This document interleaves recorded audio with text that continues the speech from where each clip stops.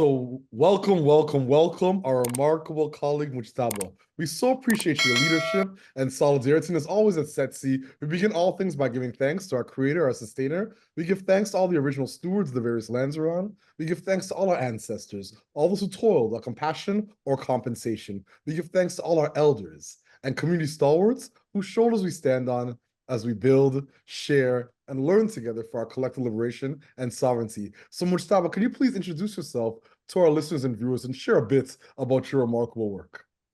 Oh, no, thank you. It's my pleasure to be part of this. And that was a fantastic thing where you said we have to give thanks. I do appreciate that kind of thinking.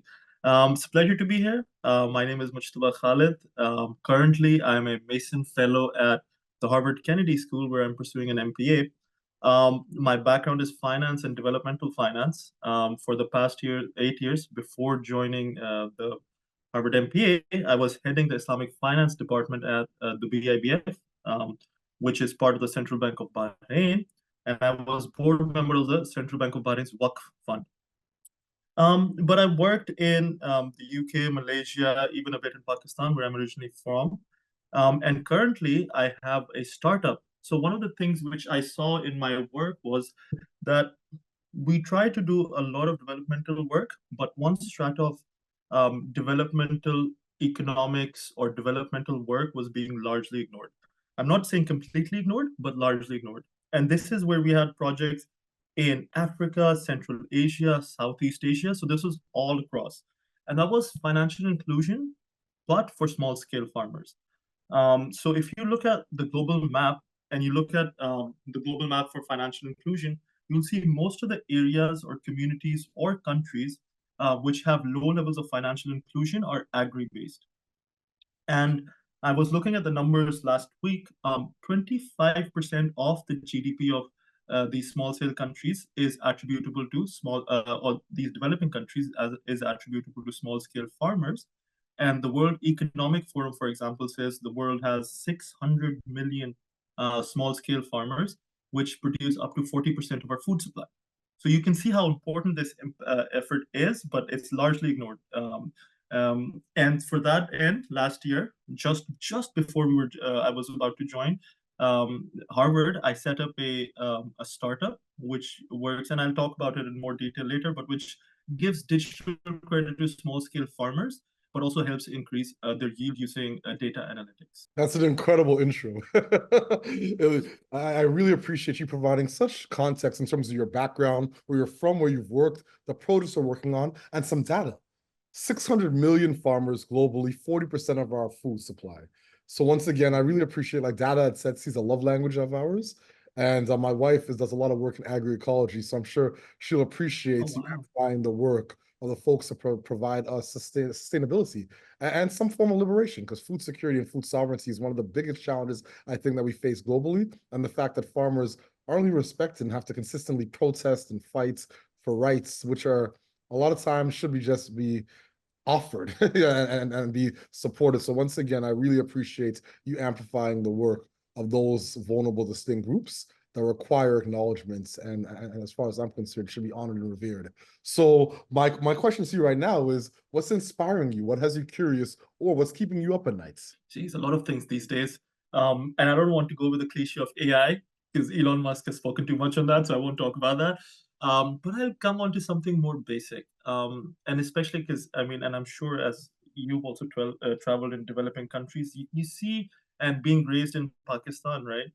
And having worked in a lot of developing countries or having projects in a lot of developing countries, the fact that the disparity between the haves and the have-nots has grown so significantly and so much that to the extent that and I'll go on to a quote with someone said to me, and I don't remember who the quote is by, but one of my friends told me was that what if the cure for cancer is in the brain of a child who didn't have the opportunity to get educated, right?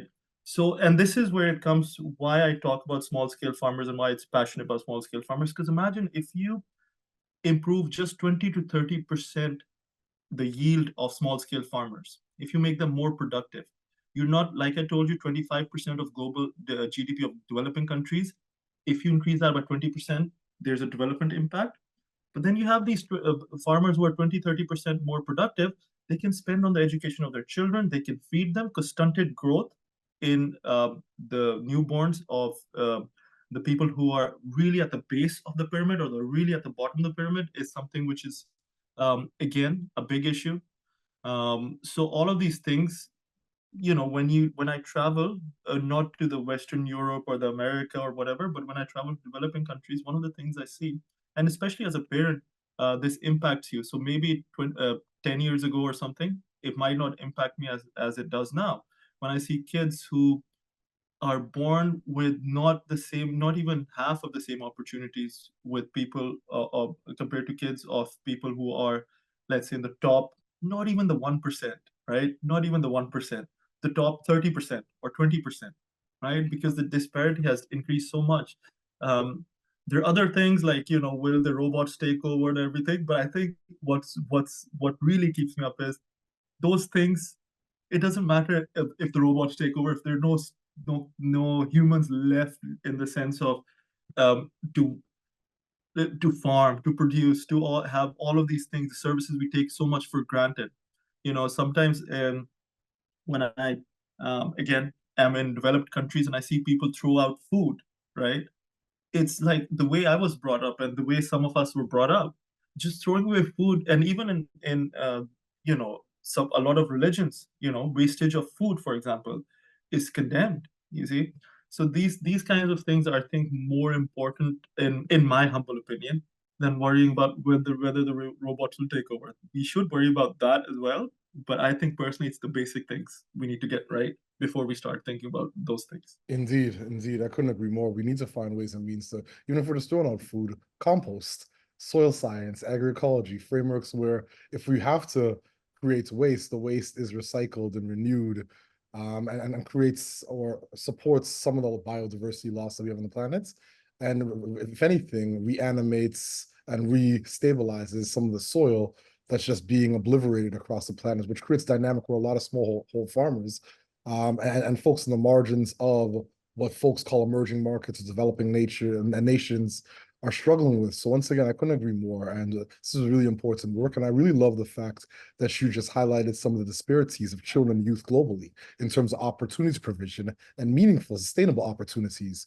That piece specifically around the cure for cancer could be in the mind of a child that's doesn't have access to educational attainments. So once again, I just appreciate your candor, your leadership, visionary leadership, and authenticity. So my next question: what challenges and barriers are you facing in your work, and what are some of the approaches you and your colleagues are taking to overcome some of these challenges and barriers? I mean, one of the biggest barriers would be, and that's not just for us, a lot of financial institutions as well.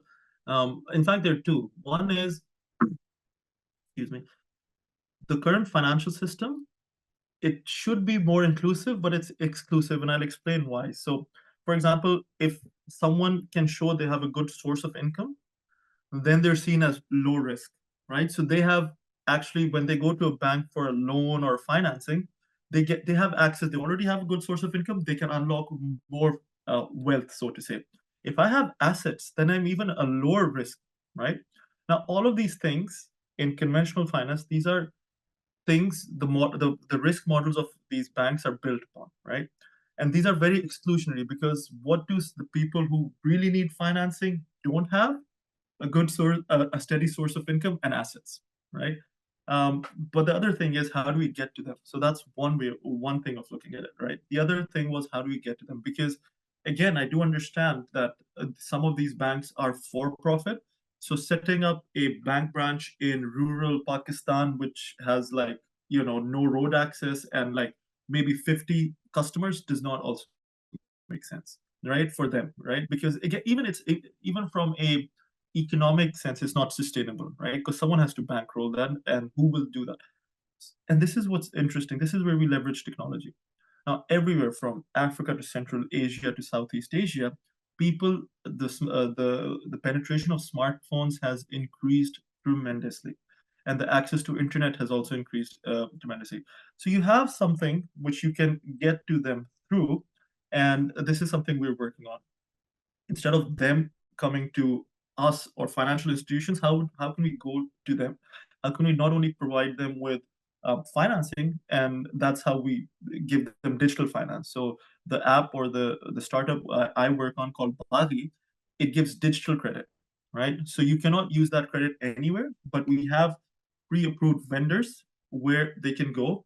And those, so for example, the other thing what our app does is it breaks down the steps the farmer needs to follow to ensure optimal yield. So for example, it will say, okay, your geolocation is in a village in Punjab of Pakistan. So we know what the soil type is, the water type is. So we say, okay, every week you have to do this step, right, to ensure optimal yield. So if next week he or she, the farmer, needs 3 bags of urea, and a QR code is generated just for those 3 bags to ensure another risk management metrics that they don't just get the money and then they're irresponsible. And again, I don't want to say that farmers are irresponsible, but obviously for our investors and for ourselves, we have to build in risk management mechanisms. So and then if we see that they're following each of the steps properly, then the next step is unlocked. So if they followed the previous step, only then can they get access to the next tranche of financing. And that's how we're doing it. So this is one of the challenges we're facing, we're trying to deal with. The other is, instead of an interest-based model, we're going on a partnership model, right? So an interest-based, if someone wants $100, I tell them, here's $100 at, let's say, 10% interest rate, return this money to me in 6 months. So at this end of the 6 months, I expect you to pay or someone to pay me the $100 plus the 10% or the $10, so $110. I don't care how they get it. I don't care what they do to get it. I just want the money back. And if they can't, then banks do their legal proceedings. You'll have to declare bankruptcy and so on and so forth. But what if we could build a financial model which is a partnership-based financial model? Whereby I say, look, here's $100. I'll partner with you in this transaction or this business activity. You don't have to give me equity or anything. We're just partnering in this cycle or transaction. Whatever you make on this $100, we'll share the profits 50-50. So what that means is if you make $10, I get 5, you get 5. If you make $50, I get 25, you get 25. And so I'm linking the person's success to my success. I will ensure that person does well, because at the end of the day, if he or she does well, I'll do well. And there are examples. For example, I met the CEO of a partnership-based bank from Bosnia a few years ago, and he told me something very interesting, which was they have a specific department in their bank which has experts in marketing, accounting for SMEs, all of these experts in it, and they give that access of these experts to all the SMEs, the small and medium enterprises they finance, because they understand that if the SMEs they finance do well, they do well. They are more profitable. So those are two things we're trying to. Those are two issues we're trying to approach in a different manner. That's incredible. Thank you so much for the transparency in terms of sharing the model, and just really excited about what can be supported and developed and cultivated for farmers globally around this, especially around the yield piece. Like that's phenomenal. So once again, I appreciate you. My next question is, do you have a set of key priorities right now in your work you'd like to amplify or share with our listeners and our viewers? So again, what we're doing is we're starting another cycle, which is going to be starting in Pakistan. And that's our priority to the next crop cycle, which is going to be in actually a couple of weeks, 2 or 3 weeks, depending on where we are today. So that's one of the things. So, and then after that, what we want to do is we want to evolve into a few other locations around the world. And what we're trying to do is 2 or 3 things, right? We're not only building or facilitating small farmers, we want to build a database of credit worthiness of these farmers based on the steps they took. So we know we have this data of small scale farmers, which has never been done. So a database of small scale farmers knowing what they grow, what is their understanding of the processes and so on and so forth, so we can serve them better and we can help other NGOs. So this is not something we're doing to make money off. That data on farmers, we will share with all the NGOs or governments in those places to ensure that the governments have, like you said, data is very important. I can throw all the money at a problem, but unless I don't understand the data points, all these information, it won't work. And that's been seen in the past. Like people or governments or developmental organizations have thrown money at problems, but unless there's a proper mechanism to address that backed by data, very little.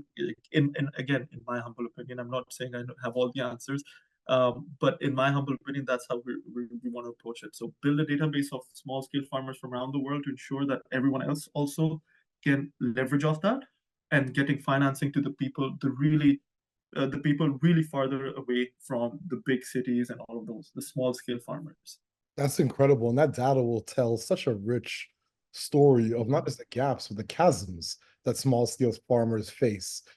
So once again, I think that's remarkable leadership. And if you think about just the data collection, the data stewardship, governance, dissemination around small scale farmers, a lot of times it's owned and it's not shared the way you're planning on sharing it. So I think it's incredible that you're looking at models to be able to share this data to inform practice and policy. So once again, I applaud your leadership and tenacity.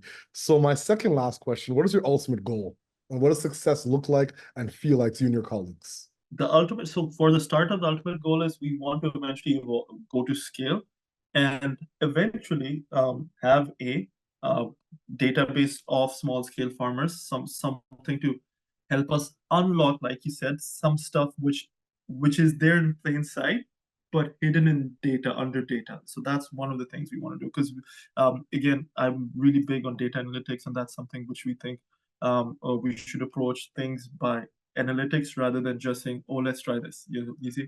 So that's one of the things. And the other thing is that the startup, we want to evolve it into the world's first digital agri-bank. So currently you have neobanks or digital banks which don't have branches, but these are all for consumers in cities. But again, like I said, even the digital space is excluding a lot of these people. So we're saying, yes, as a human race, we are moving forward digitally. But unfortunately, even the digital space is exclusion. It's not thinking about these people. And that's what we want to do. We want to be the first digital agri bank which works specifically for small scale farmers. So right now we're just financing their crop cycle. Eventually, we want to finance their tractors, their even put crop insurance, all of these things, right? So that's our, ultimate goal, or how we want to evolve into something. That's incredible. Congrats. Congrats. Well, Congrats. Yeah. so Yeah, indeed, indeed. Alhamdulillah. So with that thing being said, my brother, do you have any closing thoughts or calls to action for our listeners and our viewers? again, three things, and this is where I started with this, and I'm going to end with this. Now, like I said, there's 600 million small scale farmers, which are attributable to 40% of our food supply.